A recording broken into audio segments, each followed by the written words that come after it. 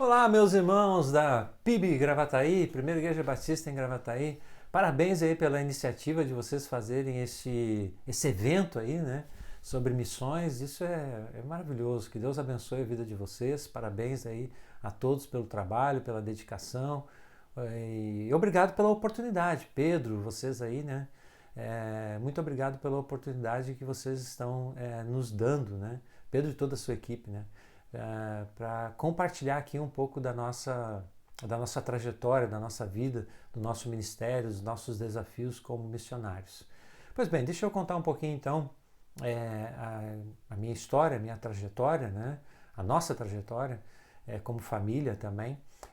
Meu nome é Marcelo Malé, e eu me converti aos 17 anos de idade.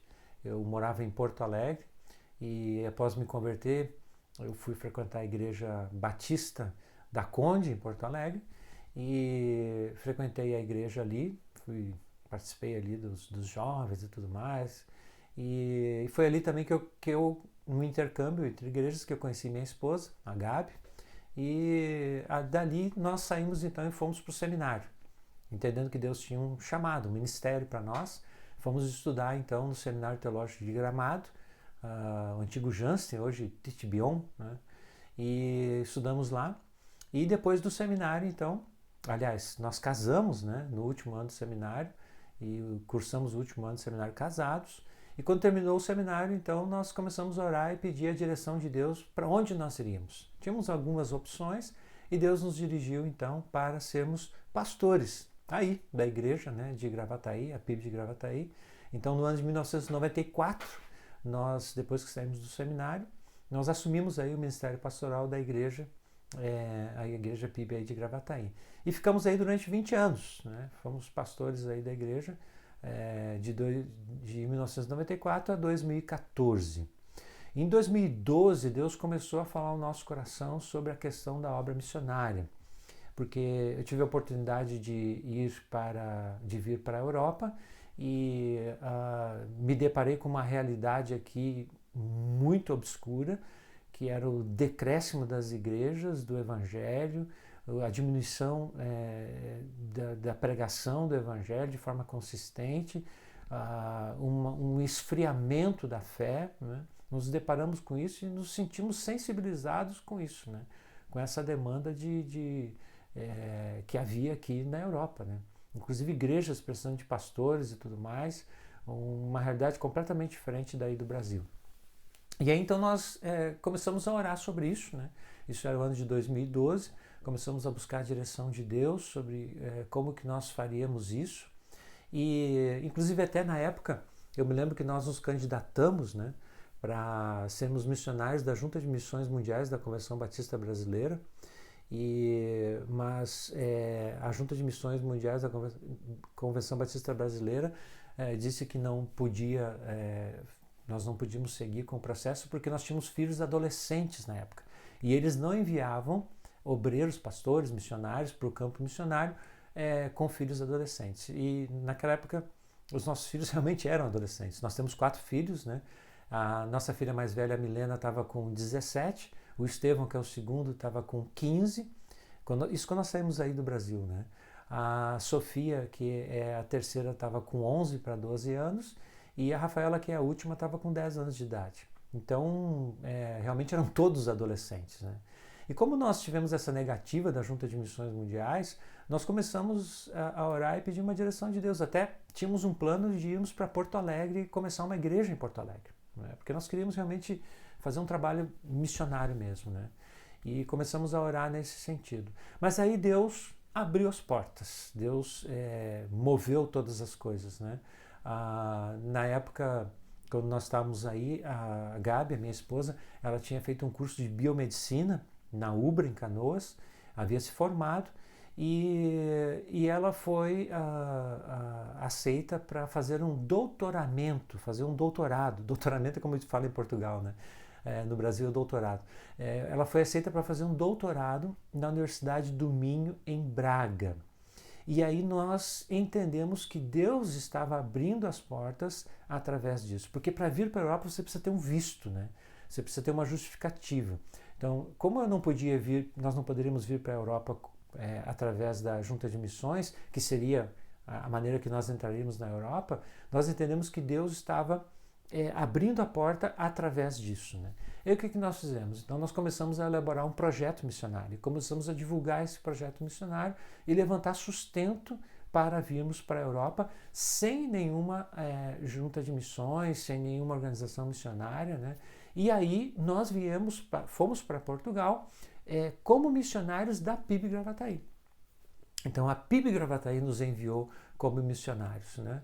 E levantamos o sustento, a própria igreja nos sustentou durante um período e também irmãos voluntários, né, que doavam nas suas ofertas, né, todo mês nos ajudavam no sustento desse trabalho missionário que nós começamos a realizar na cidade de Braga, né, em Portugal. Então, em outubro de 2014, aliás, em agosto de 2014, nós encerramos o ministério aí na PIB Gravataí e em outubro de 2014, no dia 8 de outubro, nós partimos então, viemos para Braga, para Portugal, para começar então o trabalho missionário. Chegamos lá no dia 9, né?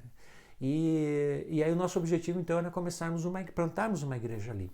Então nós começamos um pequeno grupo na nossa casa e também ao mesmo tempo começamos a nos envolver numa igreja para buscar um apoio local, né? A Igreja Batista Central de Braga. Começamos a nos envolver ali com o trabalho, ajudar no trabalho e ao mesmo tempo plantar a igreja através do pequeno grupo na nossa casa.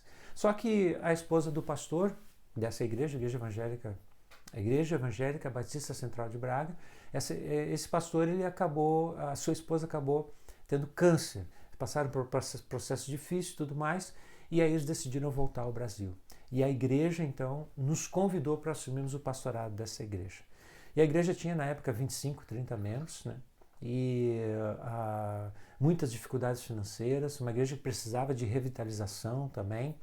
E nós começamos a trabalhar ali, né? E Deus começou a fazer milagres ali, verdadeiros milagres ali, né? E a igreja começou a crescer, se desenvolver, né? E conseguimos plantar uma outra igreja, então, na cidade, né? Hoje a igreja se chama Igreja Batista Esperança. Plantamos então uma outra igreja. Deus enviou o obreiro para nos ajudar ali, o Francisco, que é o pastor da igreja hoje. Então, realmente foi assim, milagre de Deus mesmo, né? E agir de Deus mesmo, né? Em tudo, em todos os aspectos, na nossa vida e tudo mais. Então, ficamos em Portugal durante 8 anos, né? Trabalhando ali em Portugal. E aí, então, começamos a entender que nosso tempo ali também tinha terminado e começamos a orar e buscar uma direção de Deus para onde nós deveríamos ir. E nós tínhamos isso em mente, que nós deveríamos entrar mais para dentro da Europa. E foi isso, então, que nós fizemos. Deus abriu uma porta através da nossa filha Milena. Ela já tinha vindo para a Alemanha para estudar no seminário. Ela estudou, aprendeu alemão, veio estudar no seminário e depois que ela se formou, ela foi trabalhar numa igreja aqui da Alemanha e essa igreja na Alemanha que ela foi trabalhar, o pastor era o presidente da convenção das igrejas no país, dessa convenção, e a convenção chama Mülheimer Verband. Mülheimer é uma localidade onde começou um movimento ali de despertamento espiritual no início do século XX, né? E aí então, conversando com ele, a gente conheceu ele e tudo mais, quando tive a oportunidade de pregar na igreja dele, ele falou para nós, temos uma igreja em Stuttgart que precisa de revitalização também, né? E aí nós começamos a orar sobre isso e se desenvolveu todo um processo e eles nos convidaram então para virmos para Stuttgart, para trabalharmos no processo de revitalização dessa igreja. A igreja se chama Comunidade Olga, ou Olga Gemeinde, é o nome em alemão, e é uma igreja que faz parte das igrejas evangélicas livres da Alemanha. Mas como vocês sabem, aí no Brasil, o evangelho tem decrescido, né, nos países, na maior parte dos países da Europa, né? As igrejas estão fechando as portas, a situação realmente é uma situação muito difícil, uma situação caótica, mas nós estamos aqui, né? Estamos aqui, aceitamos esse desafio, um desafio difícil, talvez seja o desafio mais difícil que nós temos tido até hoje na nossa vida ministerial, que é o processo de revitalização dessa igreja, né? Então, para vocês se situarem aí, né? As igrejas, elas estão fechando, estão virando museu, estão virando casa noturna, estão virando pub, né? Bar, moradias, né? As igrejas estão fechando as portas, né? Há um organismo aqui, uma organização que fez um levantamento que diz que nos próximos 10 anos provavelmente 10 mil igrejas fecharão na Europa se continuar nessa progressão, né? Não sei se isso é real, seria aí, nós estamos falando de 1000 igrejas, né, por ano, mas de qualquer forma é um dado assustador. E nós estamos aqui então para trabalhar nesse processo de revitalização dessa igreja. E essa igreja, ela está numa cidade que tem muitos estrangeiros. Então nós fomos convidados para fazer um ministério multicultural nessa cidade. E só para vocês terem uma ideia, a cidade de Stuttgart tem 40% de estrangeiros. Né? E o futuro, né, mostra que isso vai crescer cada vez mais. Por que eu estou dizendo isso? Porque segundo uma estatística também que foi feita aqui na cidade de Stuttgart, crianças de 1 a 5 anos, tá? De 1 a 5 anos, 67% dessas crianças na cidade de Stuttgart são estrangeiros ou filhos de estrangeiros. Então, isso significa o quê?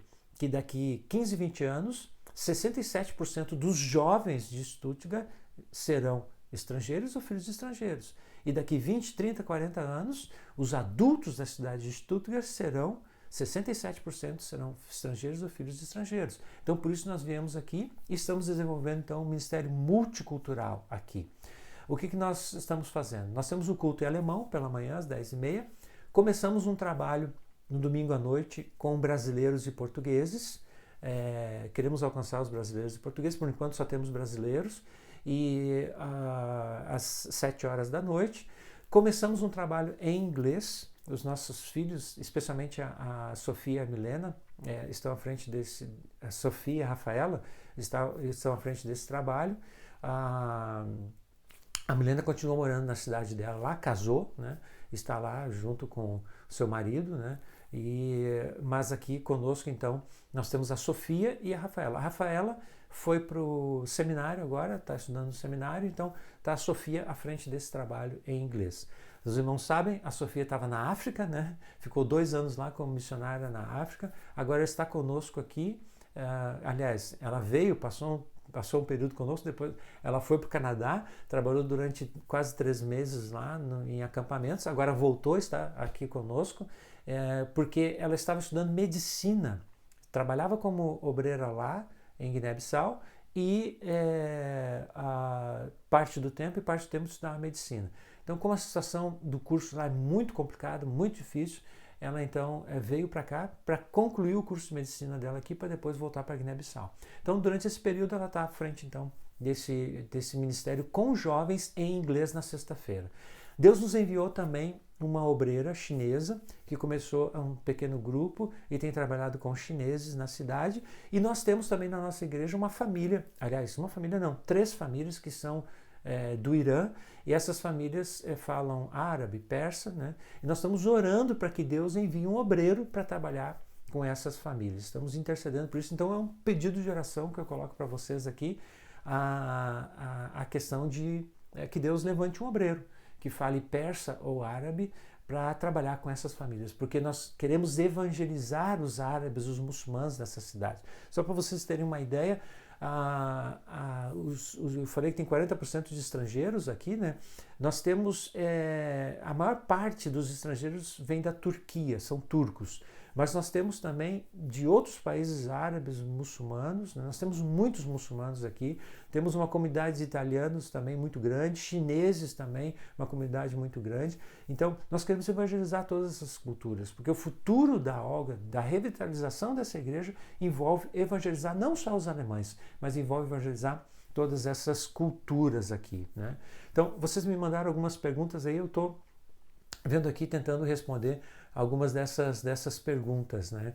E A questão da adaptação, né, que vocês colocam aqui nas perguntas, né?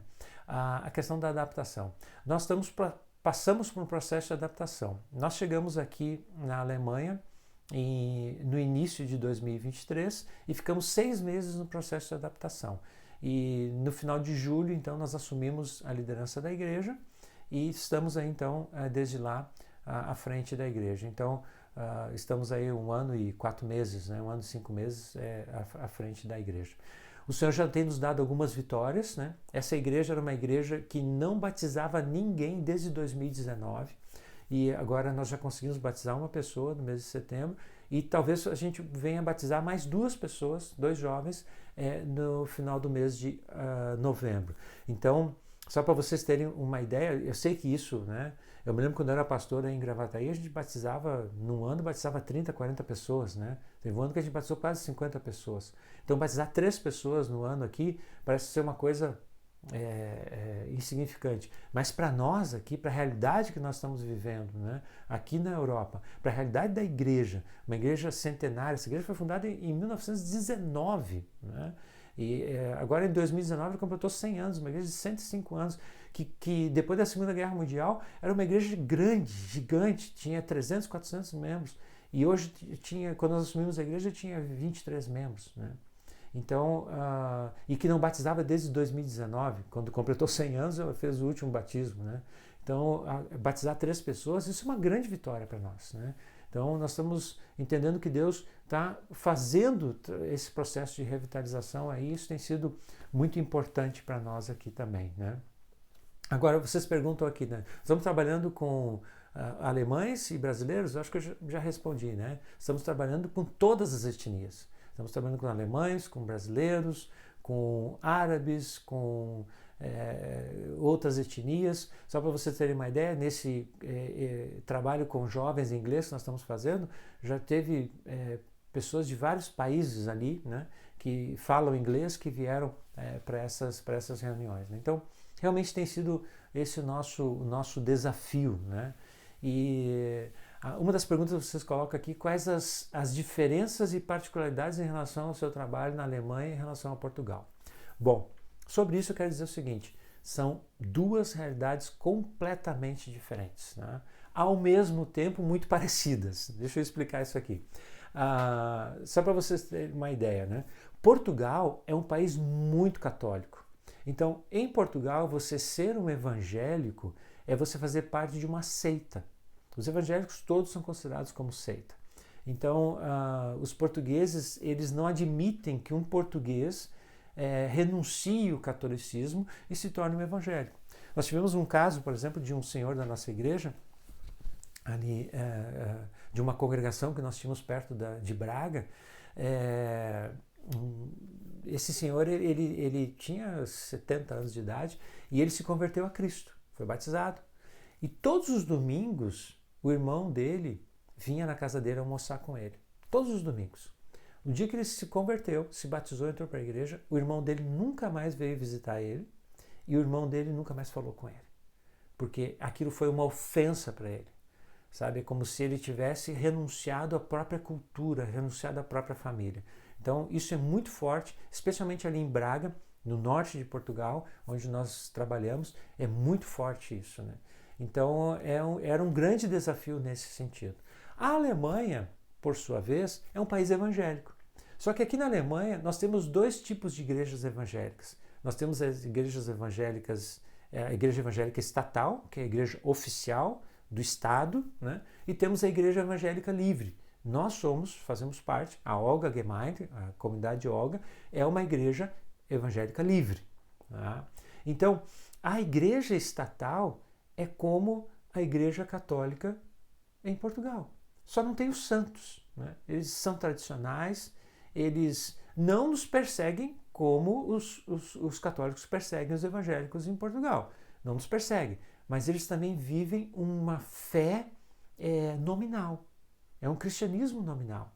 As pessoas são membros da igreja, o dízimo ali, a oferta da igreja vem descontado na folha de pagamento, então ele cumpre a obrigação dele, muitas vezes não vai na igreja só quando tem que batizar, porque eles batizam criança, né, na igreja estatal, quando tem que batizar uma criança, ou quando tem um funeral, ou tem algum casamento, como um católico nominal em Portugal, um católico nominal aí no Brasil, os evangélicos da igreja estatal evangélica da Alemanha é assim.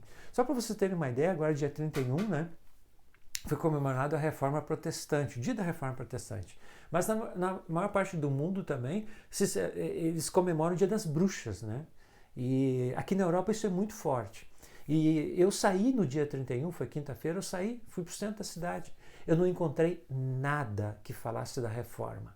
Só para vocês terem uma ideia, nós estamos na Alemanha, o berço da Reforma Protestante, eu não encontrei nada que falasse da Reforma.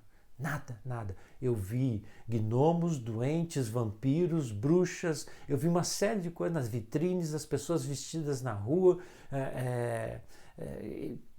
Um absurdo, um absurdo, um absurdo. Né? As pessoas fantasiadas, né, de demônio, fantasiado de bruxa e tudo mais, mas nada sobre a reforma. Não vi nada, não vi uma placa, não vi nada nesse sentido. Então, os evangélicos na Alemanha hoje vivem um cristianismo nominal, não é real, né, esse evangelho. Então, que eles vivem, né? Então a pessoa diz, eu sou evangélico. Não significa nada aqui na Alemanha, né? Então essa é a diferença entre a Alemanha e Portugal. Agora, uma diferença grande para nós, e aí está a próxima pergunta de vocês, né? Você tem dificuldade em relação à comunicação, né? Você já tinha fluência no idioma. Quando nós viemos para cá, quem falava alemão, somente a minha esposa, a Gabi, né? A Gabi fala alemão. Então, como é que a gente faz? No culto de manhã, que é culto em alemão, eu prego em português e ela traduz. Então, faz tradução simultânea ali, né? Mas os nossos filhos já falavam inglês, então isso facilitou, porque muita gente aqui na Alemanha fala inglês, então eles conseguem conviver aqui dessa forma. Eu estou estudando alemão, né? Tenho aprendido alemão, já consigo sair na rua, conversar com as pessoas, me comunicar e tudo mais, mas pregar é praticamente impossível, né? Então a gente está nessa luta, é uma dificuldade que aí é diferente de Portugal, porque Portugal se fala, né, o português, apesar de que em Portugal os portugueses dizem que a gente não fala português, eles falam português, eles dizem que a gente fala brasileiro, né? Então eu fiquei pensando, eu cheguei a pensar assim, então eu devo falar pelo menos umas 3 línguas, né? Porque eu falo português, eu falo brasileiro e falo gauchês, né? Então pelo menos essas 3 línguas eu falo. Porque eles diziam que a gente não falava português, a gente falava brasileiro. Então havia essa diferença também. Mas aqui essa dificuldade da língua realmente é uma grande barreira, né? É uma grande dificuldade porque tem que conversar com as pessoas, aconselhar, evangelizar. Então tudo isso o idioma traz esse peso, né? Essa dificuldade. Mas isso é um motivo de oração, né? Se vocês puderem orar por nós, né? Por isso, né? Para que a gente possa se desenvolver na língua, né? A gente possa se comunicar e no futuro, quem sabe eu possa também pregar em alemão, né? Porque não é muito fácil isso, né? Quais as dificuldades em relação à igreja, né? De costumes culturais, né? E barreiras, né? Assim, sobre isso, quero dizer para vocês que pelo fato de viver um cristianismo nominal aqui na Alemanha, o que acontece? A Alemanha e os evangélicos na Alemanha estão abertos para esse progressismo, né? Então a gente vê, por exemplo, 2 aspectos que são fundamentais nessa questão, né? A abertura para movimentos LGBT, né? As igrejas estão abertas para isso, né? Você vai, por exemplo, na igreja estatal aí, lá está o arco-íris na porta lá, né? Defendendo isso, né? Outra questão também que faz com que se torne uma questão muito difícil. A Alemanha permite, por exemplo, fumar maconha. Então você está andando na rua, né, e está lá o jovem lá sentado na praça fumando maconha. Não é crime isso, né? Então a liberação do uso das drogas é uma coisa que impacta muito a gente. Então, só para mencionar 2 aspectos aqui para vocês terem uma ideia, né? Então, os costumes, a cultura, eles vivem uma circunstância de liberalidade. Você faz o que você quiser, é bom. O pensamento deles é o seguinte: é bom para ti, então faz, né? Cada um vive a sua vida, ninguém se mete na vida um do outro. Inclusive, isso também se aplica na questão do evangelismo, e essa é uma dificuldade cultural. há uma dificuldade muito grande de evangelização porque eles entendem que você falar sobre a fé, sobre a sua fé, eles entendem como uma invasão da privacidade. É como se alguém perguntasse assim, quanto é que tu ganha por mês, né? De salário, né? A pessoa tem, não quero falar do meu salário. Eles encaram isso relacionado com a religião. Não se pode falar de religião, tá? Não se pode questionar a religião do outro. Eu não posso dizer que o outro está indo para o inferno. Isso é falta de educação, né? Então esses costumes, né, faz com que o evangelismo se torne difícil. Então, meus irmãos, essa é a nossa realidade, né? Eu quero então deixar aqui alguns pedidos de oração para vocês, né? Então, um pedido de oração, que Deus nos ajude, dê sabedoria para vencer essas barreiras culturais, né? Para evangelizar, para ganhar as pessoas para Jesus, né? Os árabes também têm as suas barreiras, né? Os alemães têm as suas, os árabes também têm as deles, né? Então, que Deus nos ajude, dê sabedoria, né? Para vencermos essas barreiras. E um outro pedido de oração é que o Senhor nos envie, né? Dê a nós um obreiro que saiba falar árabe ou persa para trabalhar com essas famílias que nós temos na igreja e também para evangelizar e ganhar muçulmanos para Jesus, né? E que Deus nos abençoe também em todo esse processo de revitalização da igreja, que a igreja se erga realmente, né? Se levante, se torne uma igreja relevante nessa cidade, se torne uma luz aqui mesmo nessa cidade, onde o evangelho seja pregado de forma consistente e com clareza, né?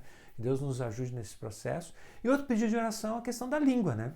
Que Deus nos ajude, né? Nos capacite aí na comunicação, né? No aprendizado da língua. Estamos todos estudando alemão, estamos começando a falar alemão, mas é uma luta, é uma dificuldade, né? E no futuro, quem sabe, a gente possa também pregar em alemão, né? Então esses são os nossos pedidos e se vocês puderem orar por nós vamos ficar muito felizes. Se vocês tiverem também, alguém tiver a oportunidade um dia de vir para cá, conhecer, né, o trabalho, nós temos lugar aqui para hospedar, para receber, né?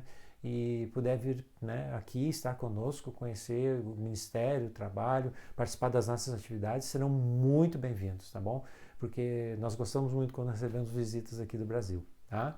E que Deus abençoe vocês, que este evento aí possa servir para o crescimento e desenvolvimento da igreja, né? Que a igreja se desperte para a obra missionária e temos muita saudade de vocês. Um grande abraço para todos aí, um abraço para o Pedro, Samuel, o pessoal que entrou em contato comigo, a Silvia aí também, os adolescentes, né? E Micael, pastor Micael, Deus abençoe tua vida, a Grazi, os demais irmãos da liderança da igreja aí também. Um grande e forte abraço a todos vocês, tá bom? Que Deus abençoe.